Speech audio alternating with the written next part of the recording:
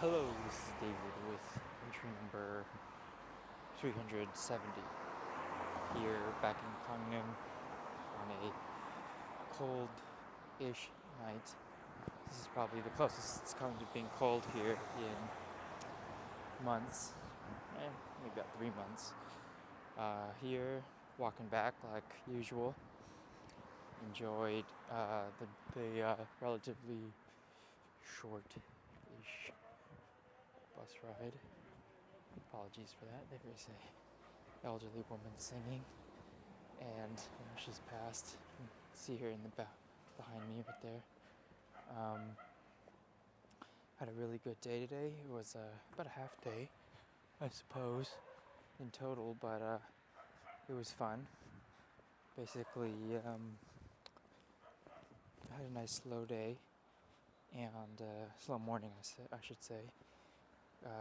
Left the house around 10:30 and got to Seoul Station, which is the kind of like the major artery for Korean train transportation.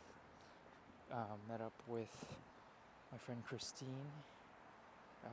My sister was with me, so we all had a nice lunch together and then had like a good 2.5 hour chat in a cafe. And then I had to bounce and get moving back on to my city, which I still didn't, even though I left at 3:30, I still didn't get a freaking ticket until 6:30, so that was a peach.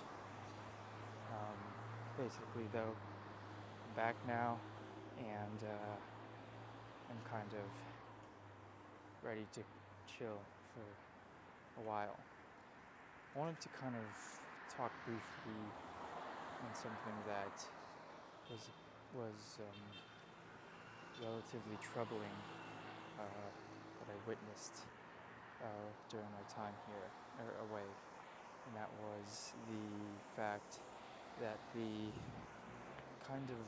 woman that oversees the guest house that I stay at was definitely suffering from depression.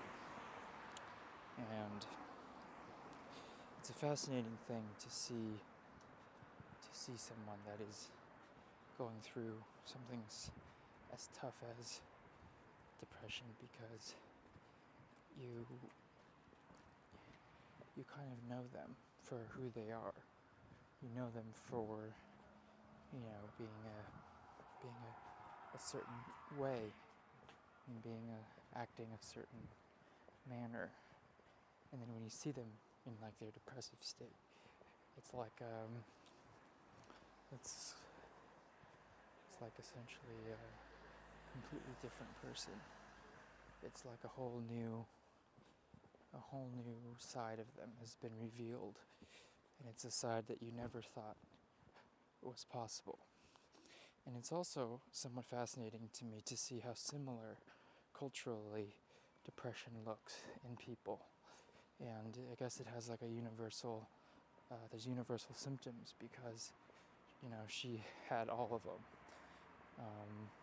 She didn't, normally she's not an English speaker, so her English is relatively curbed or whatever, but she usually tries to make conversation.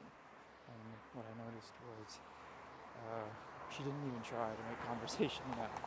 She just says one-word answers or doesn't say anything, just uses body language to communicate. Her eyes were vacant, very, very lost in thought. And it's just what, unfortunately, it's just kind of what depression looks like physically. And when you see it, there's no mistaking it for something else, like sickness or whatever. Like flu. It's depression.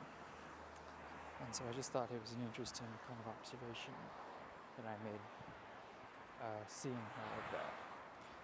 But anyway, I'll talk with you tomorrow more on kind of something else that I was thinking about, if I remember. But thanks for watching. This has been Entry 300. 70. And I'll talk with you tomorrow.